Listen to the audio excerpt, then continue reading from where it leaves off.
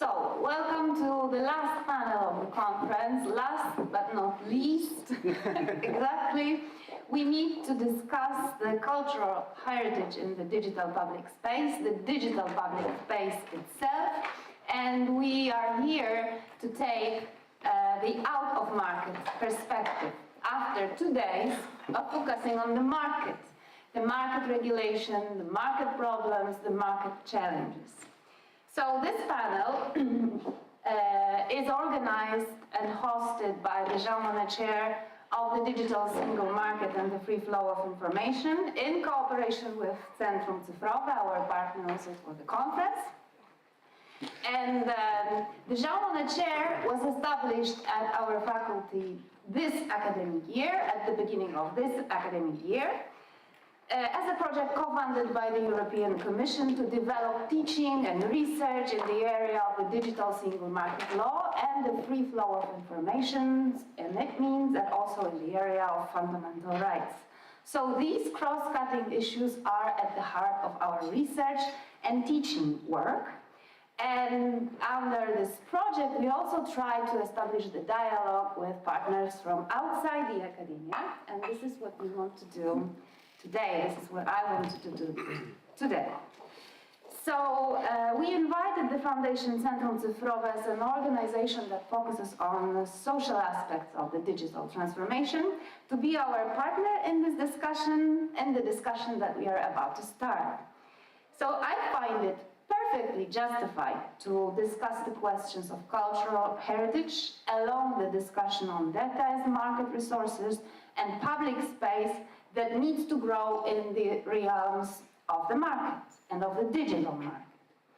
The EU institutions have recently acknowledged that in the Declaration on the Digital Rights and Principles that fostering participation in the digital public space is one of the key issues in the digital transformation. One of the institution's commitments is supporting effective access to digital content reflecting the cultural and linguistic diversity in the EU.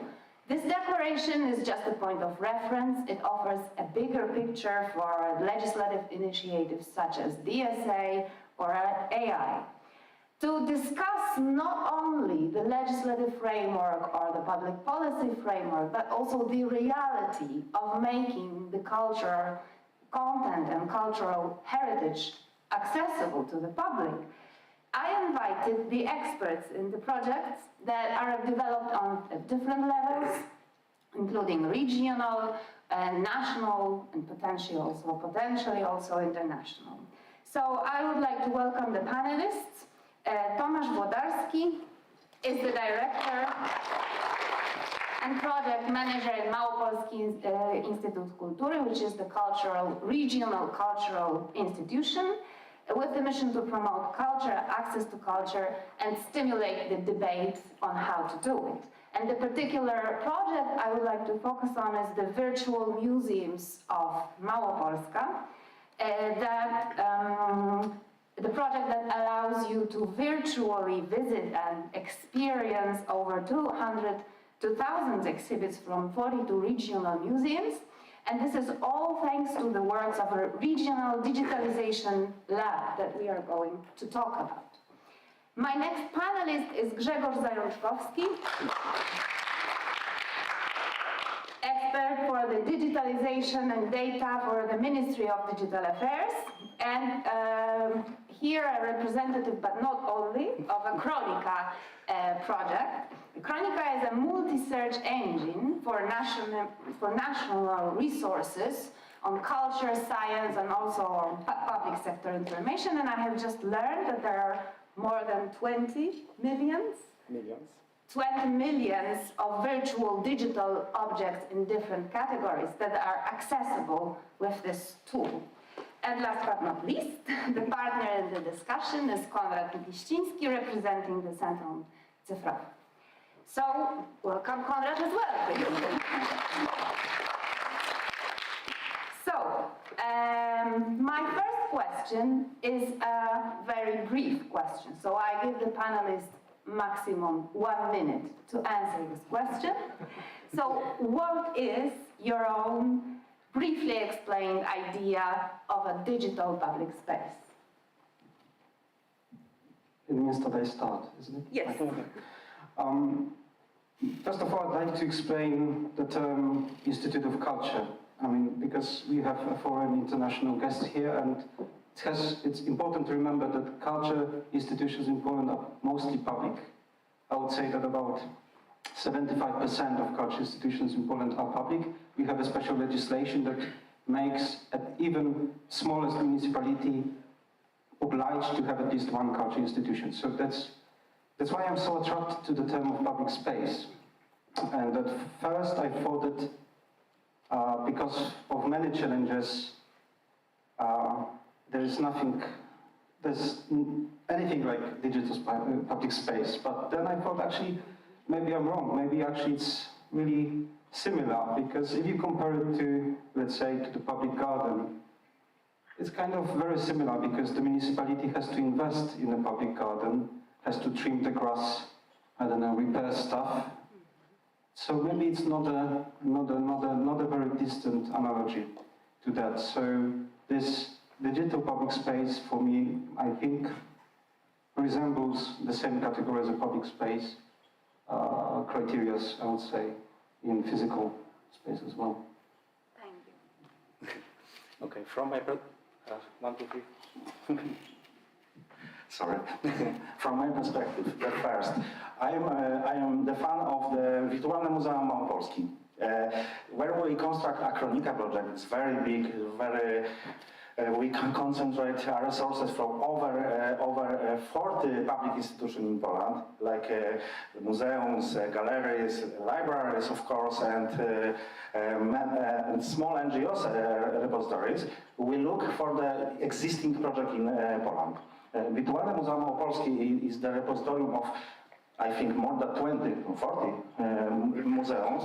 When we construct idea of national repository, we look for the two existing repositories in Poland. Wirtualne Muzeum Małopolski, also Fides, this is a special concentrator for the libraries in Poland.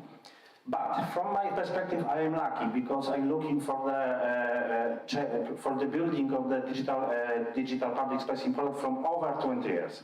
I began my work in the government in the more than 20 years ago, because I constructed a first strategy in Poland 2001 year strategy. In from this year, I have the possibility to look on the process from the very high level of this process. From my perspective, for now, the digital public space is described by my work, because I'm working for the Department of Data Management for the Ministry of Digital Affairs, when we, of course, working on opening of data. This is the one criteria for me. Second, of accessibility, we're looking for the access to the data, what kind of data, which way we contact to this data also. Of course, about collaboration, diversity. Of course, we try to open data, everything we find this data on the public sector. This is the most important thing for us. For now, this is a very important fact for us. In the all rankings, the open data in Poland, on the position 1 or 2, many rankings like OECD, European Commission also, we are the massive player of this market. Thank you. So from the perspective of Centrum Cyfrowe, we came to a discussion about digital public space through the project Indices, which we ran. It was a European-run project, which was based on economic analysis of value generated by the cultural heritage institutions, and the framework which was presented by Professor Pierluigi Sacco and his Culture 3.0. And through that, we tried to develop some kind of recommendation which we put together when it comes to how cultural heritage institutions should participate in building this public space, digital public space.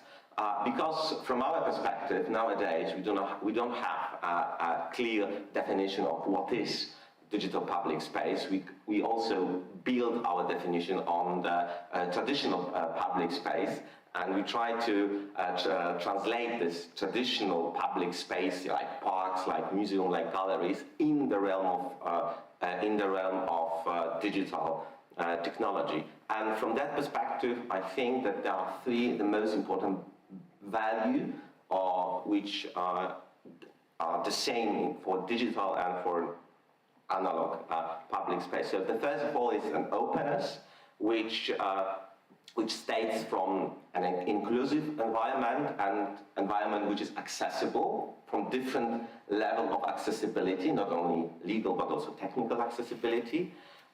The second element, of course, is democratic, which means that this space should be as transparent as possible. The gatekeepers which are taking part in this discussion should be, of course, held accountable, especially when it comes to personal data.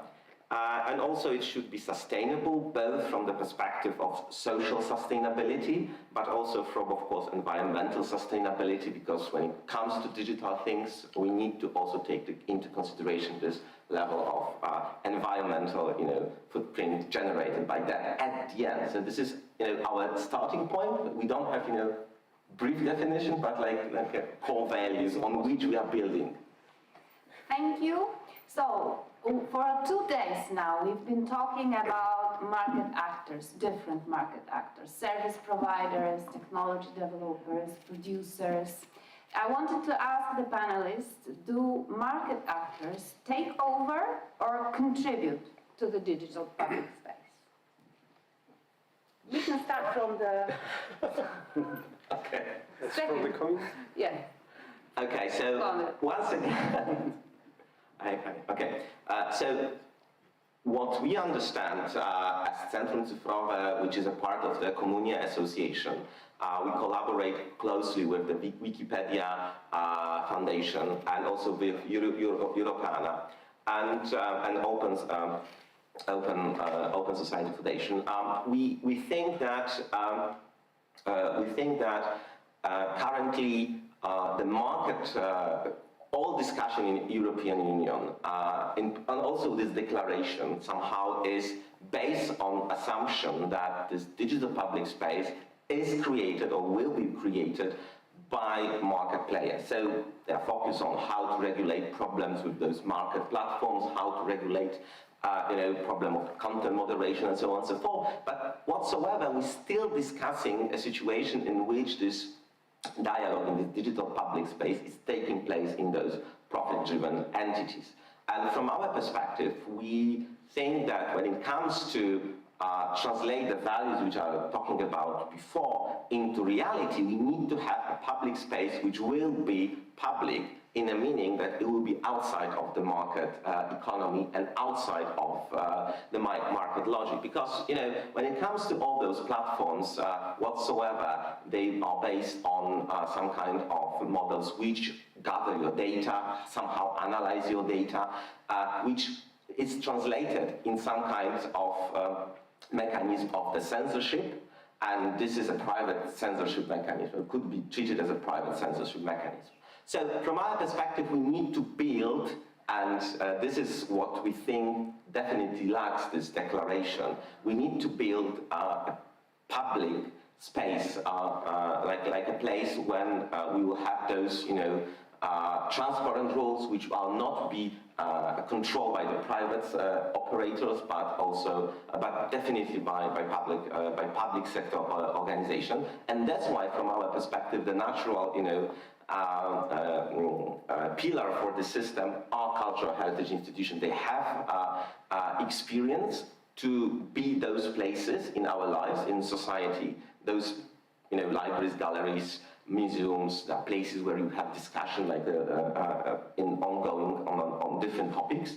And then we need to have the same place when you can discuss and freely exchange our idea, but in a surroundings which will not be supervised by the private company solely. That's our perspective. So I understand they do contribute to building this public space, but this is not enough, Yeah. and we need more. Grzegorz. I have problem because I think exactly the same things that my friend from the Centrum Cyfrowe. That's of course organization where we're making so many projects from the 10 years. But from my academic perspective, now the public space is regulated not by the government, European Commission, also ONZ, but by two companies, Google and Meta. This is one important problem, because everything what we do, we must do in the Google environment and Meta environment. I have a special lecture on the Art of History in the Jagiellonian University in Krakow. It's named Art Popularization. And on this lecture, I have many trainings with the students about how to building content for the Google, how to building content for the Facebook, Instagram, also TikTok. But we have problem because I talking with my student, building your private culture repository, building your web page. Don't sell the content to the private company because we building many. We try to create your private digital public space for museum, especially for any important cultural institution. Also, we have second problem because when any normal user on internet enter to the internet, looking for the free type of resources, looking for the commercial portals, of course, like horizontal portals, like in Poland, Monnet, Agora, also. Second is the media portals like TVP, TVN, Polsat also. And on the 1% is looking for the government portal. In the pandemic time, we have a very jump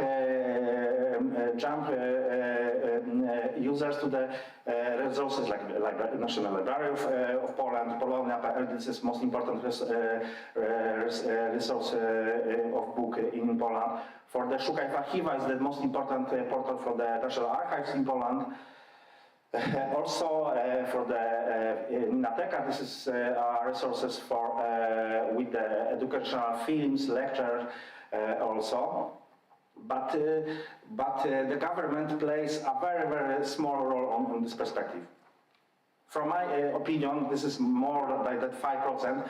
We as government, we try to building this digital public space, but more than 19% is this also commercial institution.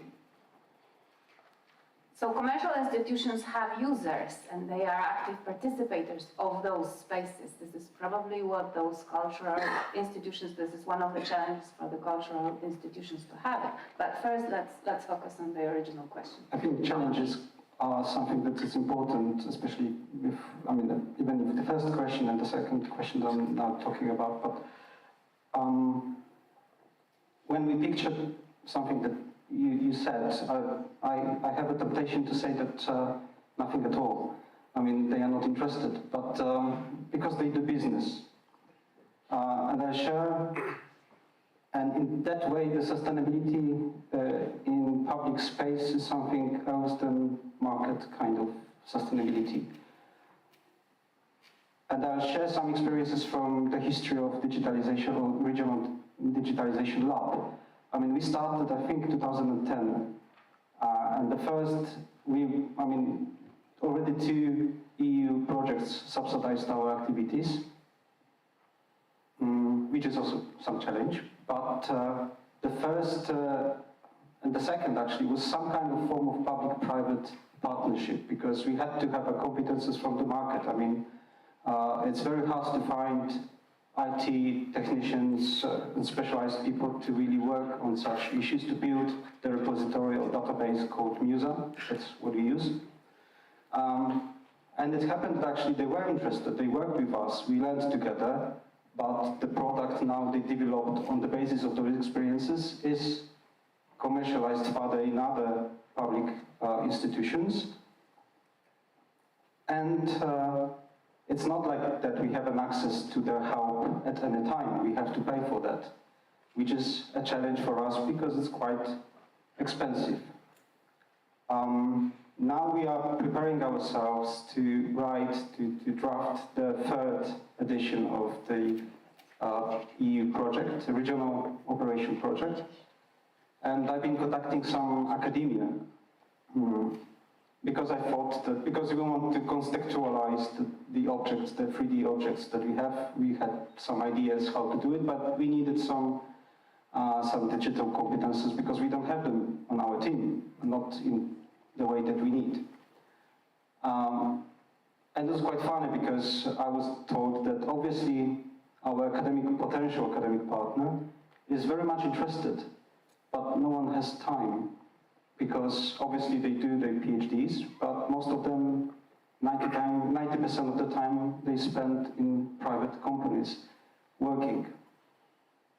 So in the way, there is no enough people, maybe, or we don't have enough money to attract competences from the market to be able to invest and build something on our own. I mean, purely public in a way. So I don't think it's easy. It's challenging. Probably it would be a lot of other investments. But when we will start to talk about challenges, even the current level of engagement is challenging in terms of the costs. So the regional digitalization lab, the process is ongoing. Maybe we should explain a little bit more. Okay.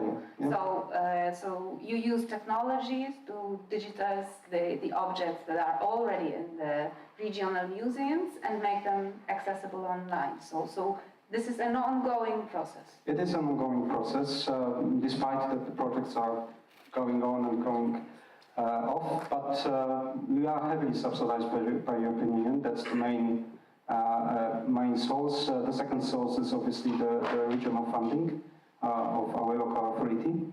And it started really from scratch. We were thinking how to do it. We were trying to find out the best ways. I think the technology of how we do scanning and really scanning photographs, pictures, changed at least 3 times. Now it's probably going to change once again because AI is coming and it's already, we are testing it with what we do. Also, because it's a team of 12 people, so it's photographers, those are graphic designers, specialists in scanning, specialists in museum repositories, because actually a part of 3D objects that we do, we also provide all of the contacts with the curators of the objects. So we have exactly like each museum database of each object. We have to describe it in that way, in the same way. It's very traditional in a way. That's why we kind of copy it, but it actually helps as well those museums that we are working with to really take over those objects because they have all of the descriptions already online. But apart of that, we have 4 people, 3, and now we have the 4th person that helps us in English, to popularize this in English, that actually specializes in just editing the portal and preparing the educational scenarios, because the challenge is what to do with it. I encourage you to visit the virtual museums of Małopolska. And Grzegorz, since we started talking about the project, could you explain Kronika? So this is the acronym for National Repository of Cultural and Scientific Objects, but it does not have an English language. Actually, if you look, if you know the European public space, you know, of course, Portal Europeanum. This is one of the important harvesters for the many cultural resources, but Kronika has different role. Kronika also have a portal where we have access to the many objects. I think about 20 million for now. But the most important role for the Kronika project is not this portal, but everything what is inside.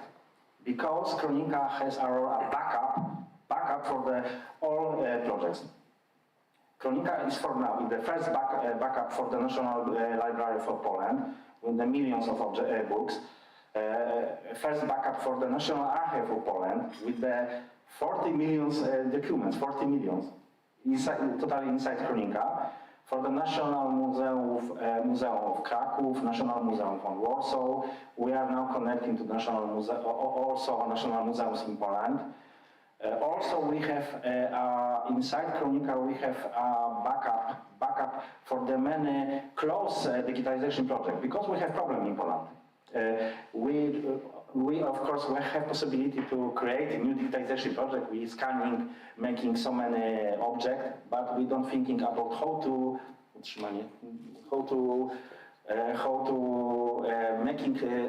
we publish this object on internet after the end of the project. This is what important problem because also in Małopolska there is a problem with the cost of price of servers, price of internet, of course price of people because IT administrator is very high salary on everywhere on the world, and Kronika address especially this problem because the backup in Kronika for the object of science and heritage is totally free.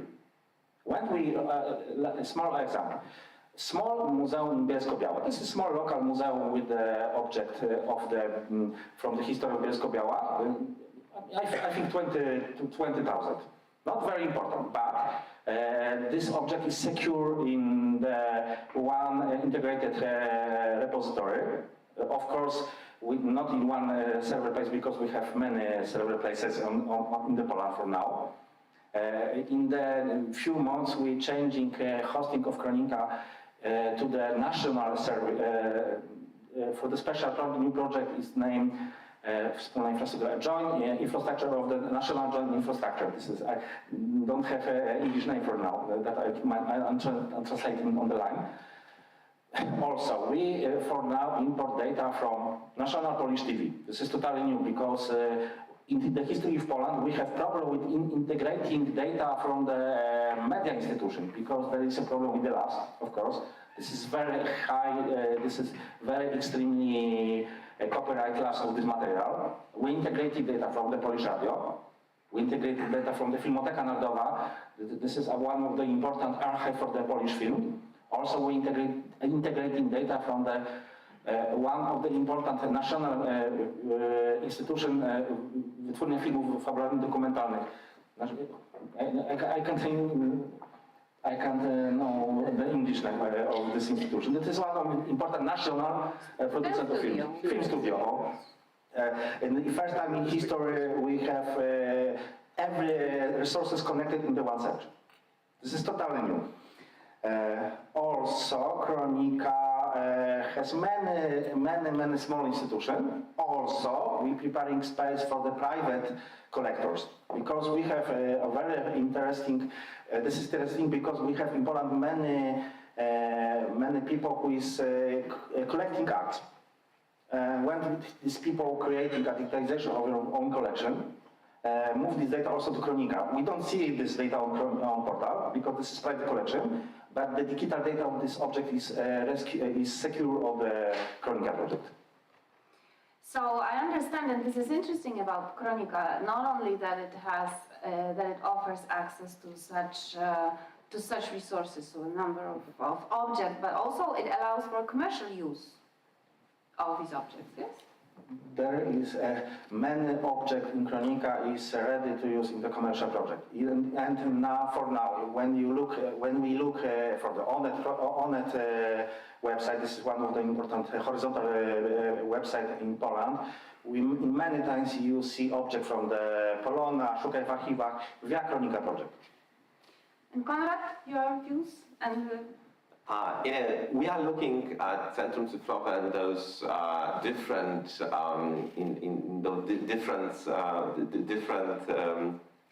projects globally. Of course, as I told you, we cooperate with EACEA, so we understand how EACEA operates and what are the challenges in making it possible to harvest all those digitalized objects from different museums. And one of the most important challenges in this area is that not all data are interoperable. different museums use different strategies, they use different technologies on different stage, and when it comes to make it possible to be visually accessible for all, it's a bit it's a bit mess. So, but in general, when we try to develop our recommendation in this area, we realize that we need to focus on two different sets of situations. The first one is the mindset of particular projects in itself, in the sense that not all museums want to do those things. Many of them still think in a very old traditional way, and they need to be more prepared to make this, the digital step. But on the other hand, we have a lot of problems from the perspective of the governments and the regulation. I'm not talking about the copyright because this is my key topic, but I will skip it for the sake of the audience. But there are two main problems in this area. First of all, as you mentioned, there is a problem with the funding, in a sense that projects are budgeted in that way that there is a project. The project is, for example, to digitalize something, and after the something is digitalized and the project is open, the funding is end. So all those, there's a lot of, we call them cyber graves of those projects. When you can find that old, pages which are not working any longer, but there are all those objects and they were digitalized, but you cannot access them because there is no funding to do that. The same is done with a lot of, and this is the problem with the funding. And the second problem, which is connected to that, is to change, the perception of the government when it comes to those topics, because from our perspective, and also from the research which was done in the Indices project, we really understand what kind of social value is generated by cultural heritage institutions and their active participation and active engagement to participation with the society. But at the end, somehow, it is very difficult to translate this, I think, quite obvious information to policymakers, because from their perspective there is no GDP element in that, and that's why they are not so interested in sustaining that. So I think that this is the most important levels of challenges, levels of what we need to overcome if you really want to create digital public space which would be alternative to the public, this commercial public spaces. There's a kind of follow-up, but it's also adding a little bit on top of that, because I think the forms of participation is something crucial for culture. And there is a big discussion on that. I mean, maybe less now, but when we started, as you said, there was especially if you actually scan, let's say, sacral objects, it's difficult to convince some of the museums, for example, that the figure of, I don't know, Holy Mary or Baby Jesus can be digitalized, because it's something attached to that. And the second is the second issue is also that the question was quite often that no one will come to us because everything can be seen online. But I don't think it's the problem anymore. I think the bigger problem after pandemia is that people want physical contact, and that online it's not always enough. I mean, obviously, looking into the 3D object, there is an additional value, because what we do actually, it's not the simple 3D digitalization. What we do is more visualization, because we create from scratch really the objects, and it's a piece of art itself. But when you look into something else, like in Chronica, you can digitalize or movies or videos or even theater performances. There was a big question whether it is the same really to access theater performance online. Obviously it's not. Shall I continue with other challenges, or? I am different view. I'm working not for the Minister of Culture, but working for the Minister of Digital Affairs. From my perspective, I am looking for new ways to connect people to the digital culture. Because my passion for now is digital humanities, humanistyka cyfrowa in Polish. This is one of the important new total perspective because in the era of AI algorithms, we must looking for the human.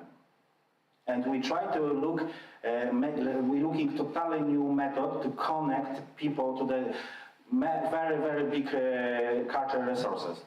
Especially for the west from the abroad, outside the Poland, one of the important Polish digitalization is aplikacja mObywatel. This is something interesting. This is we have in Poland very important thing because we have enlarged an application when we have all ID documents in the mobile version on the mobile.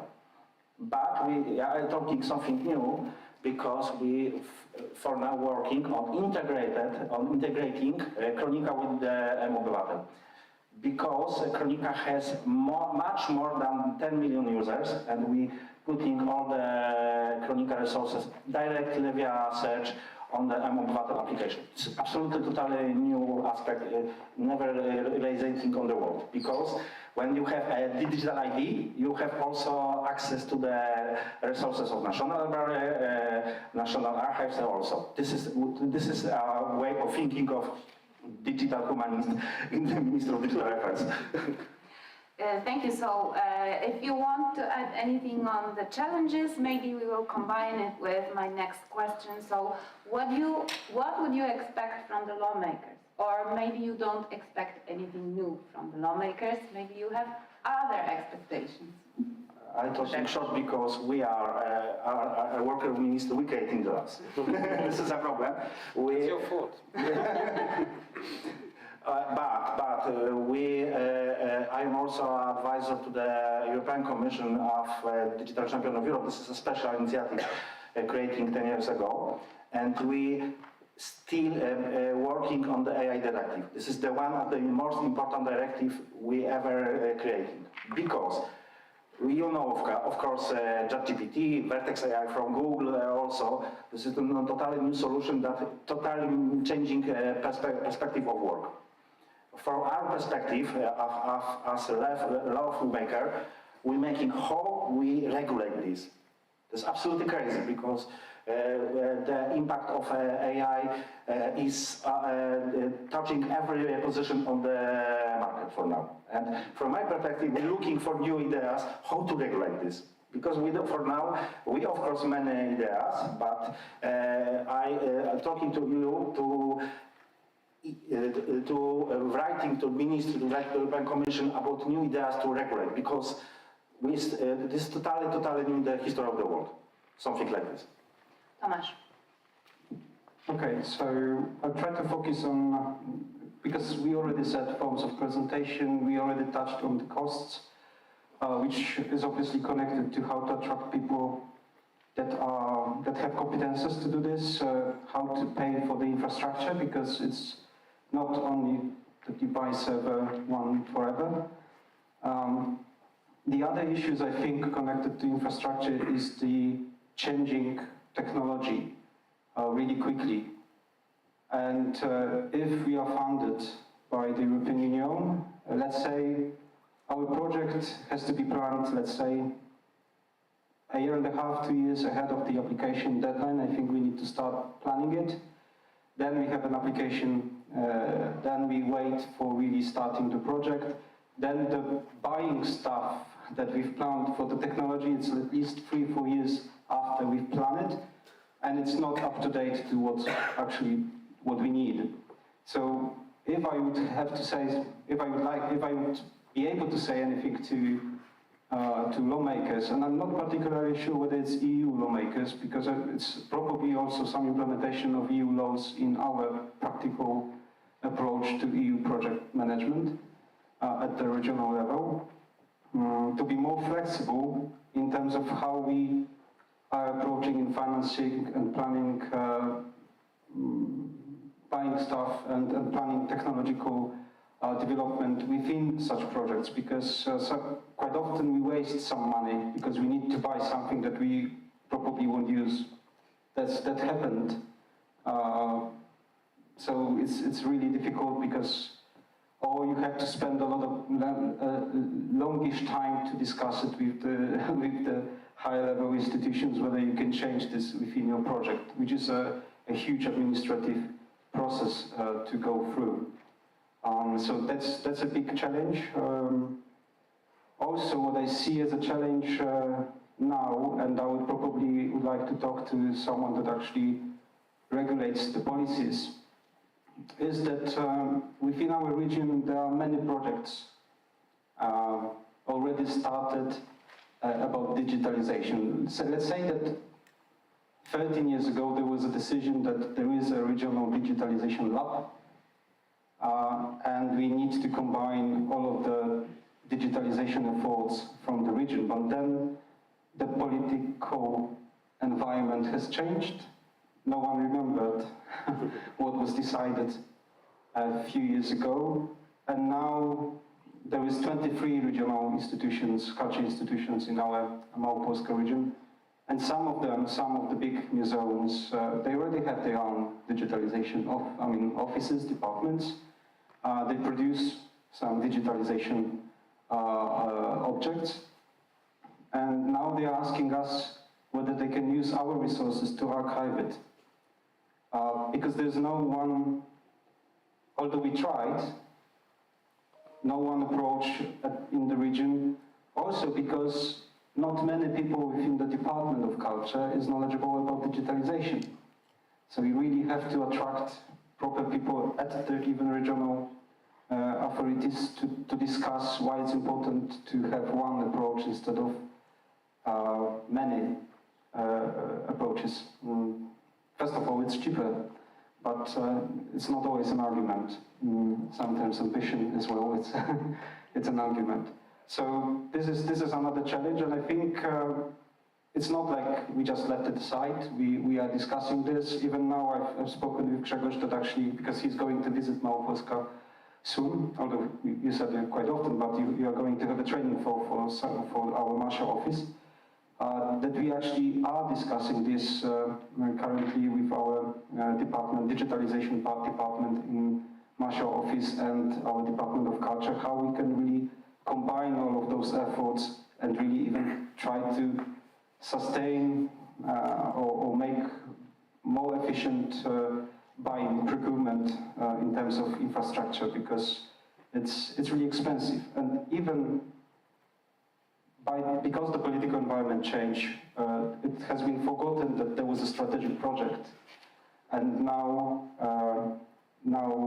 if we don't have EU money, as you said, we have to sustain well-paid 12 full-time jobs.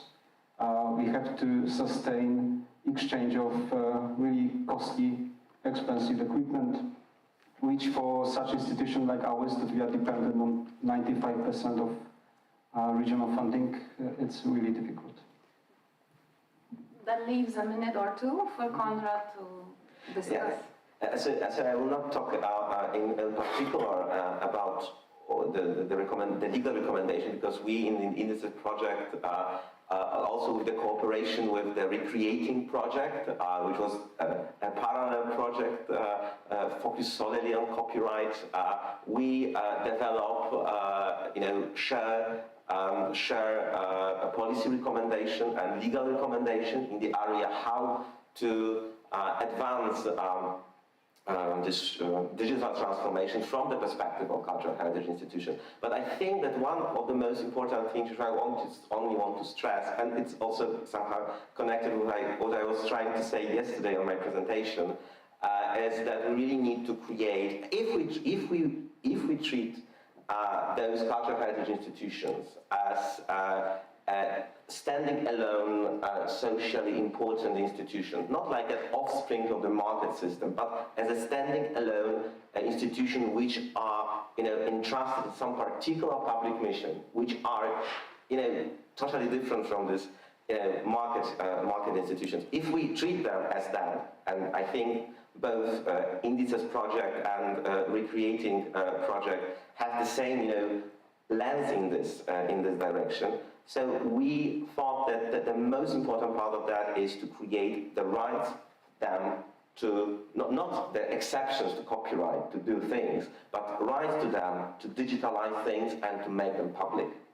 Their own rights, which will be in a conflict with the copyright, I understand that. But still, if we understand that those institutions have their public mission, we need to support this public mission with created rights for those institutions. And I think that this is the most important message which I want to spread. And if you want to more detail how we envision those rights, look at our deliverables in the Indices project on legal recommendations. There are plenty of suggestions how to do that. Thank you very much. We are running out of time, so thank you for this discussion. Thank you for sharing your experience and your views on what we can improve. And to sum up very briefly, or at least to try to sum up very briefly, when we are talking about digital public space, we started with openness, accessibility, and diversity. Then we moved on to the problems that both researchers experience, market actors experience, so strategy, funding, planning, sustainability. And we end probably with the question of public participation, because without active public participation, there won't be any digital public space. Thank you very much.